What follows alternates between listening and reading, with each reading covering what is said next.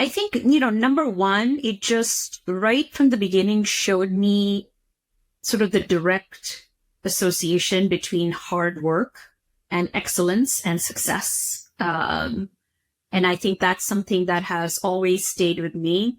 Um, I think the second very big impression that it left on me was that even if it's difficult and even if, the messages that you're receiving are that, you shouldn't do this, or this is not meant for you, or, girls shouldn't do this, that ultimately you're the only one that gets to decide who you want to be.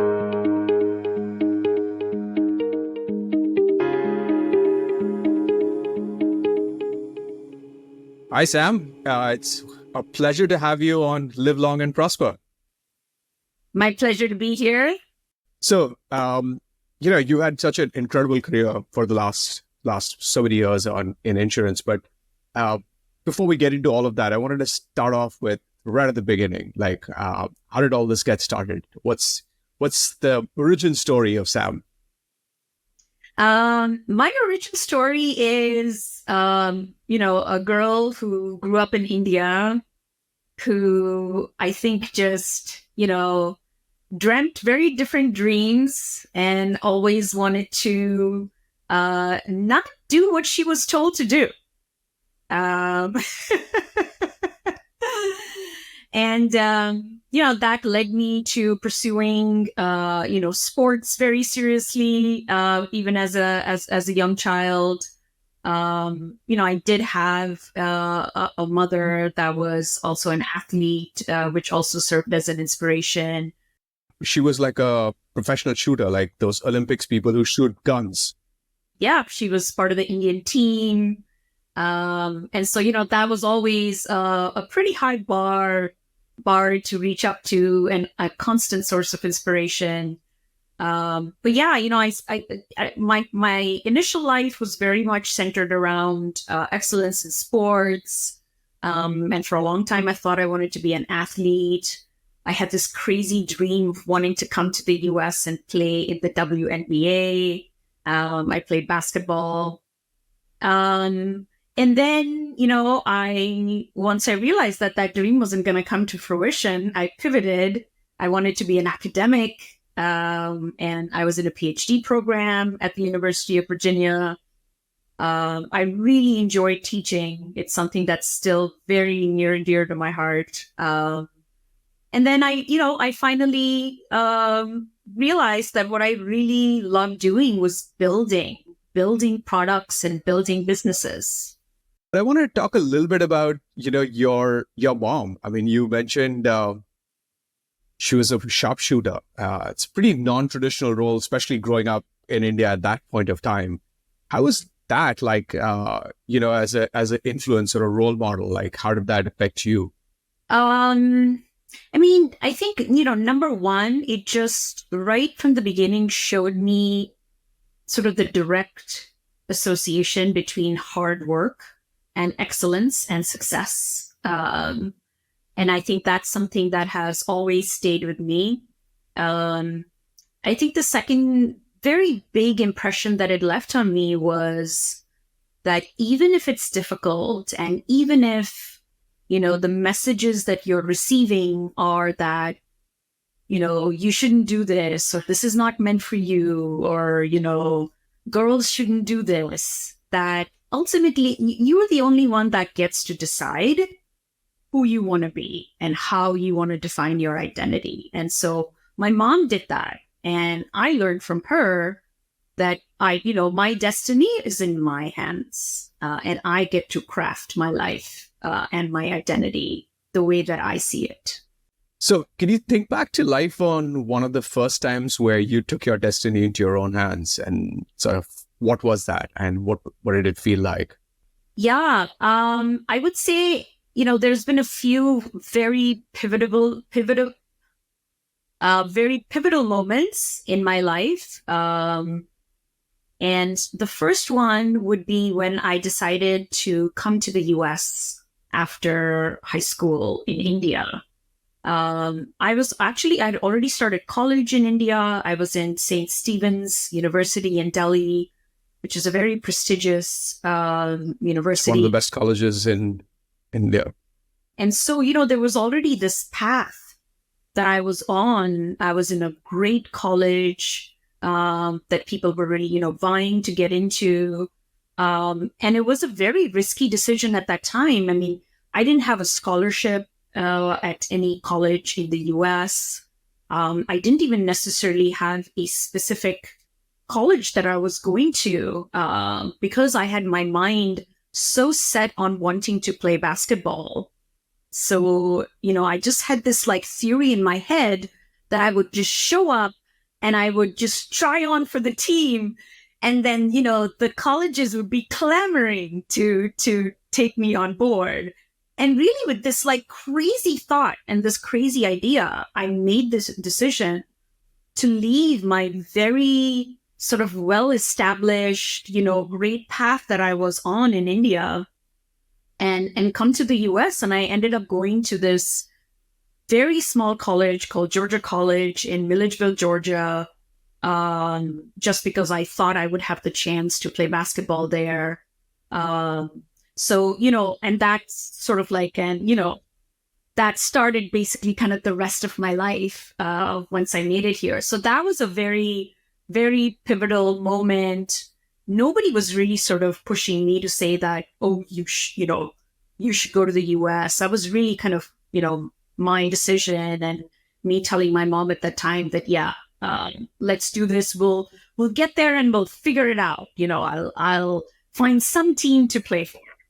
And then let's talk a little bit about like what happened when you got to the teams, and you mentioned that you didn't end up going to WNBA and instead switched to academia. How was that change? I mean, life is sometimes goes the way we want it. Sometimes it changes. And how did you manage that? How do you roll with those changes there? Yeah, I mean, it was, I would say it was very classic, crazy dreams of a young person with not a very solid grounding in reality. Crazy dreams are good. Yeah, but I showed up in the US and here I was, just physically not able to play the sport at the level that it is played here. I was good for India, but in the US, I really didn't stand very much of a chance at all. So yeah, it was brutal in the beginning because I was also at the same time going through homesickness and culture shock. And then realizing that, I had forged this identity as an athlete. And I had made this decision to come here and, sort of almost, forced my mom to agree to it. And very quickly realizing that things were not going to turn out the way that I had thought that they would. So yeah, that was a lot of just, pulling myself up off the floor and saying, life still goes on. And what do I want the next chapter of my life to look like? Fortunately, I'd also always been a very good student. And so it was quite natural for me to then, I'd picked up an interest in economics in college and some of my early courses. And so I was very drawn to it, to try and understand how nations operate, how companies come to be, and, the decisions both at the micro and macro level. And yeah, that then ended up being sort of my next chapter. And, true to myself, I would say I wanted to go headlong and become a professor. I think a lot of people will learn a lot from how you manage to keep yourself together while you're making that change in identity. I mean, for someone who had obviously worked incredibly hard to go through sports and then change to academics, I'm no doubt like you were confident you'd do very well in academics. But how did you sort of make that change at that stage? Did you have support around you? Did you have like friends who helped you through, or like what were the things that you told yourself in your mind? Yeah, that's a really good question. You're really testing my memory here, Caesar, because this was, a pretty long time ago. Um, but I think this is another thing that really helped me at this time. The other fact of my childhood is that I grew up in a military household. My dad was in the Indian Army. And so, we moved around a lot. Like my childhood was spent sort of all over India. And then the second fact of my childhood was that when I was very young, my dad was diagnosed with cancer, and he actually lived with the cancer for a very long time.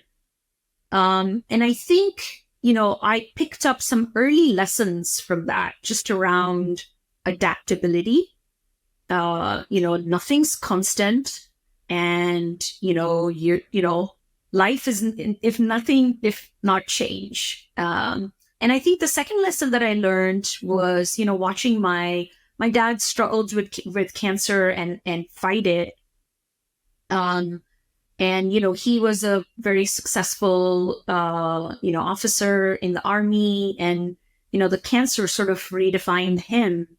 And so he had defined and forged a new identity while he was struggling with that. And I think I picked up a lot of those lessons of just, life just does not play out the way that you expect it to.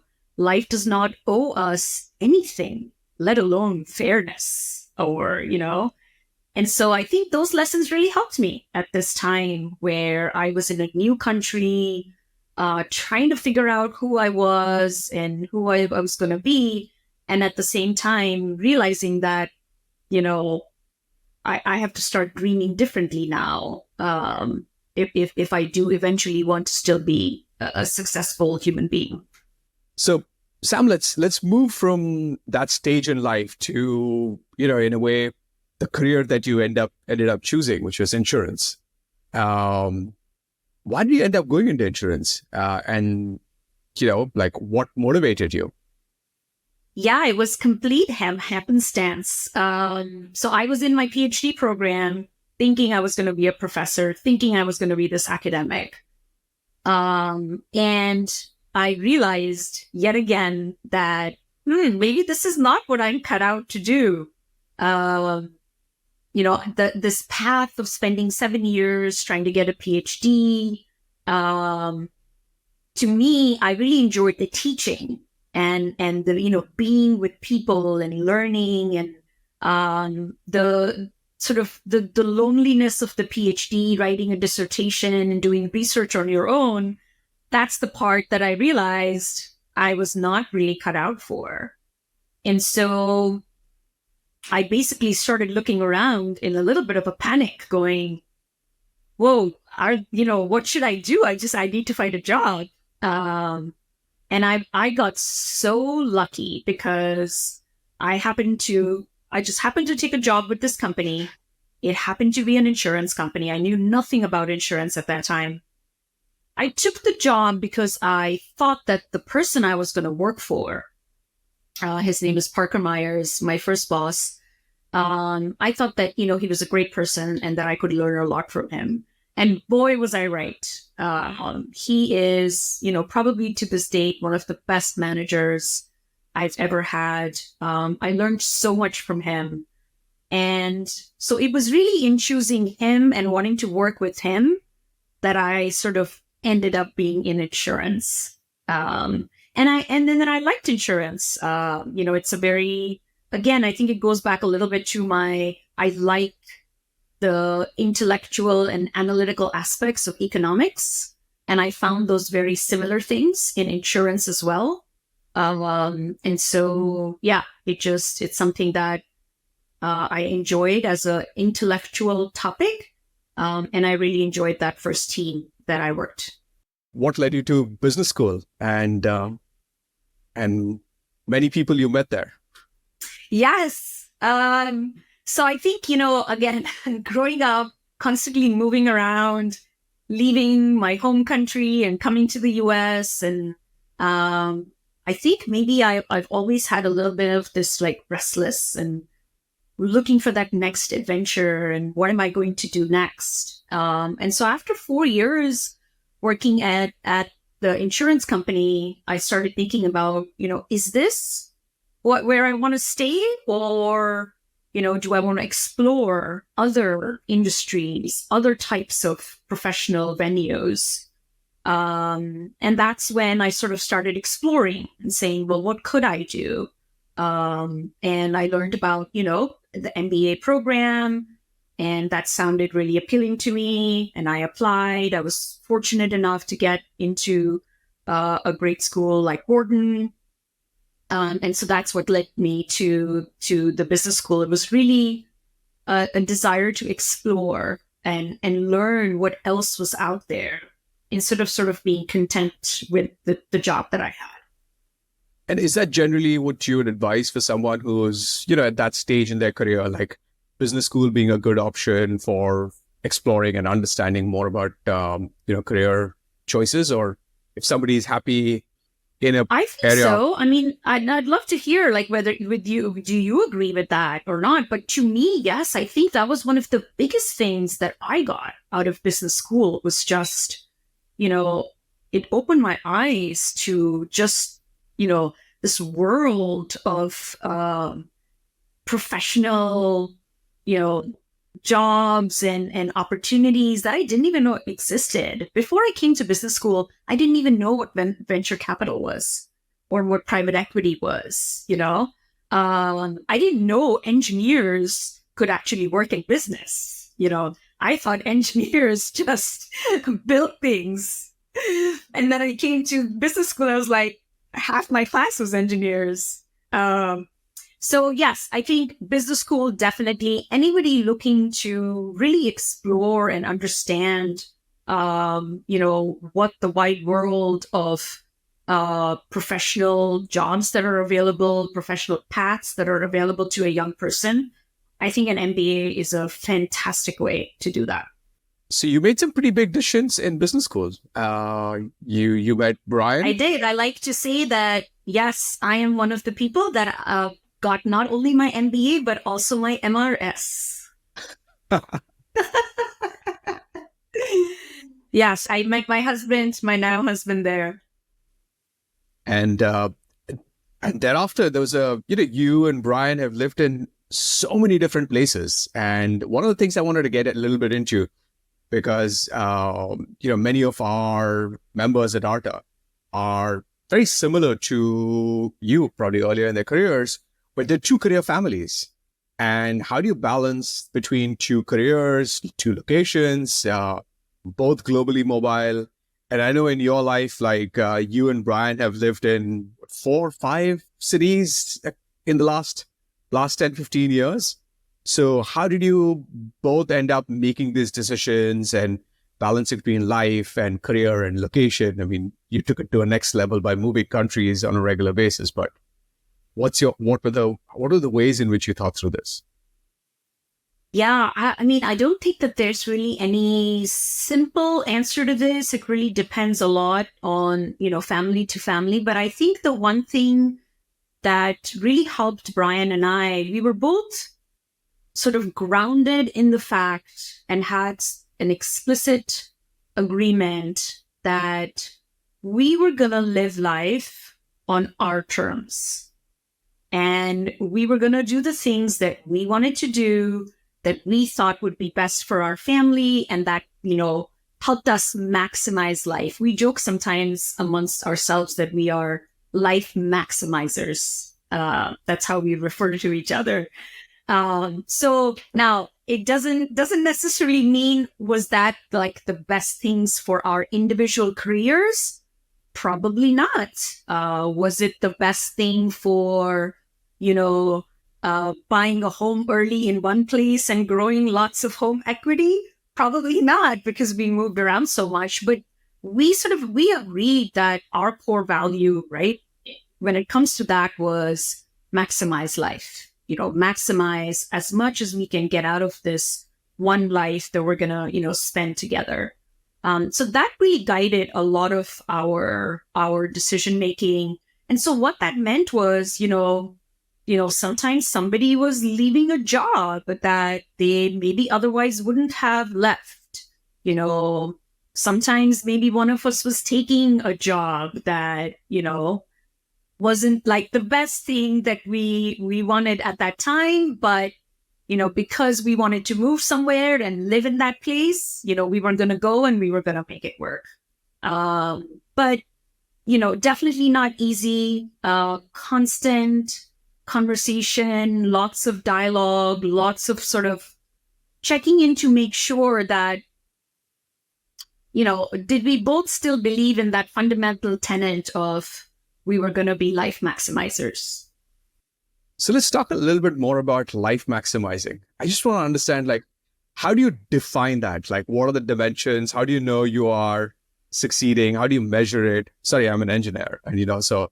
I was just going to say, Caesar, you want to measure everything. No, but I know you also measure everything. So, I have a little bit of insight into this.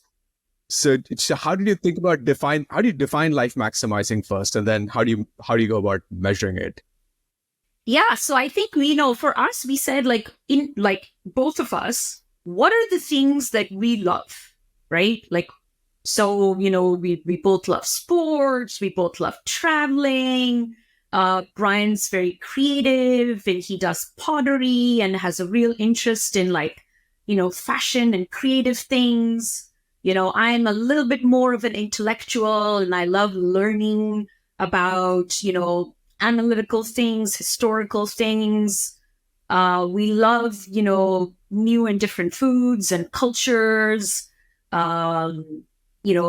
different professions. It's always very interesting for us when we learn about, if we ever met an architect, would be like, oh, what do you do? And tell us all about it. And so, we were like, here's certain dimensions that collectively make us happy, but then some individually make us happy. And so how can we craft a life that if we were to draw a spider chart, we were on sort of, the furthest on that spider chart on those dimensions as much as possible.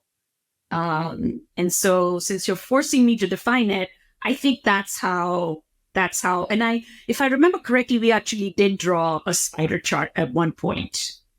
Do you remember what the dimensions were on that spider chart? Yeah, I think the dimensions were adventure, career, family, fun, sports, culture, learning. I think those were some of, I'm maybe missing a couple, but those were some of the dimensions. And we said, okay, you could draw a chart where we were super, super high on one dimension, but you were really giving up on a lot of other things. And so the implicit sort of conversation or the implicit contract that we had was, how do we maximize on as many of these as possible? That's fascinating. One of the things you didn't bring up in that, so I just want to see if that was implicit or you explicitly decided to take it out, was sort of finances in life and money. And, it's not so much about just having more money, but money often enables you to maximize various dimensions on that spider chart. So how did you guys think about that and how did that factor into your decisions? Yeah, thanks for bringing that up. I definitely omitted that. Money, this is how I see it. I mean, money is, number one, it's very easy to over-focus on money. I think because it's easily measurable. The analogy I always like to use is like weight and wellness. Wellness is a lot more than just your body weight, right? But people tend to sort of hyper-focus on their weight. Well, because it's very easy to get on a scale every morning and see, how much you weigh.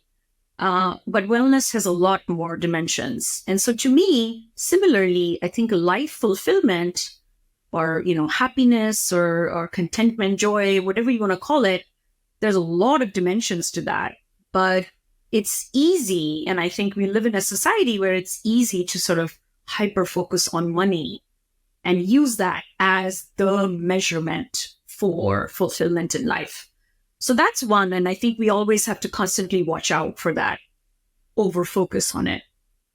But, money is definitely an enabler, right? It's an enabler. It helps you to live the type of life that you want to do. That's what money has done for Brian and I. It has allowed us to live this, full life that we've lived, having multiple careers and sometimes leaving careers and going into entrepreneurship, living in multiple countries, having a, biggish family, which is what we always wanted. But then money also has diminishing marginal returns. And so, it's easy to forget that sometimes. And I would say I'm more guilty of that than Brian. And I think he's over time really helped me find that balance between money providing you a sense of security, but then also money giving you joy, allowing you to live the life that you want to live. So let's get a little bit into how you and Brian have thought about how to get to that level of psychological safety with money. Like, how have you thought about your finances? What are the steps you took over your life to try to get to that level where you feel like it's enabled you to live your life to the fullest, be the life maximizers? So, typical, two MBAs. We got married in 2008 and we decided to build a spreadsheet. And we also gave it a name. It's called the Trackinator. And we have kept it up. This is a practice that we sort of built into our marriage and into our life. Initially it was very meager and very, very simple spreadsheet of, what were our assets and our net worth. And we tracked our budget a little bit. But I think it's just that practice of setting goals. So we would set goals for us annually. So there's kind of life goals, but then we would have very specific financial goals tied to those life goals. And then the financial goals would go into this Trackinator. And then, every quarter we would track and see how we're doing. Do we, are we tracking? Are we behind on anything? And then, we would repeat. There were a few times where we actually sort of made this like, let's go away, let's travel to Sri Lanka and we'll work on the Trackinator together while we're there and we'll set our goals. And, if I look back now, I think it was that kind of consistent habit of putting things down, verbalizing our goals, articulating them, putting them down, and then holding each other accountable, without getting too crazy about it, to see how we were tracking against those goals and making the changes needed to meet the goals. I think that's literally what I would say is what enabled us to get to a sense of psychological safety, as you say, around money, and be in a position to then start saying, okay, now we can start really using money as an enabler for joy and life maximization. So now I want to put you on the spot a little bit. And are you comfortable sharing some of these goals, at various points in time? Even without numbers, what were the types of goals? Were they we need to save X amount this year, or we need to have invested Y amount, or, maybe diversified into these things? How did you sort of define that? Yeah, it started, I think, very simply with agreeing to a certain amount of savings that we were going to do every year. So initially, we had business school debt, college debt. So initially it was all about, we're going to save and we're going to get out of the debt, right? Very, very simple. And then I think beyond that, once we sort of felt like, okay, now we actually have discretionary savings that we can think about investing. Then we started looking at, we would say, okay, we're going to invest X amount in the market every year. And then we would set a goal of what are some results that we think we want to achieve. And so then based on that, we would look to change our allocations, or different assets that we were investing in if we felt like we weren't going to, hit our goal. Over time, we started building in more goals around like diversification, some amount in like, conservative income producing assets. So that's when we decided to go into like real estate. So we have some passive income coming in. So it's sort of it builds, the goals sort of evolved and changed over time as our lives evolved. But the one consistent thing that we have tracked right from the beginning has always been our net worth, right? So we would always, and as you can imagine, in the early days, it was negative, right? So then a very simple goal was, let's make this positive. And then we would say, okay, what do we want this to look like? Keeping in mind that we're moving to Hong Kong, that we're going to have another child, that maybe one of us isn't going to work for 6 months because we're taking a sabbatical. So keeping the life goals in mind, we would generally set a goal for how we wanted to see our net worth, because that was a discipline that forced us to keep our debt and our spending in check as well. Oh, it's fascinating. It's almost, the words you're using is kind of like the way somebody who's running like an investment firm would think about it, right? They look at this value of the firm. They look at like how each investment is doing. And so it's very sophisticated and, I would say incredibly informative and educational for me to learn about how you thought about it in that structured manner. Yeah, I mean, if you looked at the spreadsheets, you might not say that it's very sophisticated. There was the thinking that goes into it. Often like it's not the spreadsheet; it's the conversation that happens around the spreadsheet. Exactly.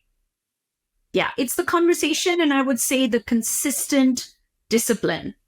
I'll go back to kind of the wellness analogy, right? It's like there's no secret. There's no like, everybody knows you eat well and you go to the gym, you exercise, you sleep well, right? But it's the magic happens in doing those things consistently over a long period of time.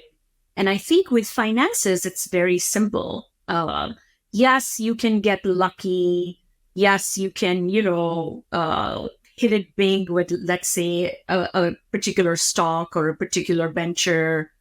But I think, and we've seen this with many of our business school classmates, right? It's been about this consistently doing the small things over a long period of time. Oh, that's fantastic. That's such good financial advice. Just doing the steady, consistent way of thinking about your finances. I think, if people start doing that earlier, I wish I had started that way earlier in my life, like just consistently planning and thinking. And hopefully what we're building at Arta is going to make it easy for many more people to do that without having to spend, enormous amounts of time. So switching to this, can you think of like, what's the best financial advice that someone gave you? I mean, this is phenomenal advice that you've given to others. What was the best advice given to you? I think the best advice, which is, very, very basic, but my parents kind of instilled in me very early on, was always live below your means. And now, when I say this, sometimes, I am reminded by others of like, isn't that in contradiction to your life maximization? And I say, no, absolutely not. It's, I still try to maximize my life, but it has always been within the bounds of living below my means. So yeah, very basic advice, but I think, growing up in India in a middle class home, that was instilled in me from a very early age, and I'm very thankful of that. Sam, this has been absolutely fascinating. I've learned so much. So thank you so much for joining us. Yeah, I really appreciated sharing, just little bits of my life journey. You and I have been friends for so long, but I feel like, sometimes we never just stop and take stock of our life and our life journey. So thank you for allowing me to do that and share that with you. Thank you so much. And at the risk of being completely dorky, live long and prosper.